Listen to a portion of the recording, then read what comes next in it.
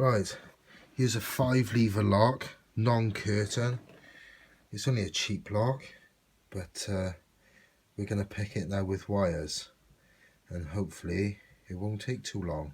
I'll just pass you over.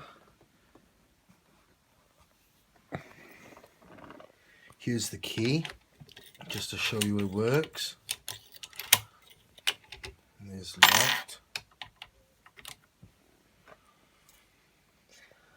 And the way I'm going to do this, I'm going to pick from the back instead of the front.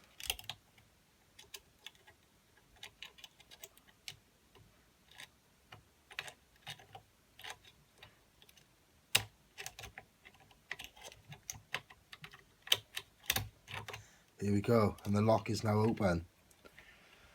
There's no time at all.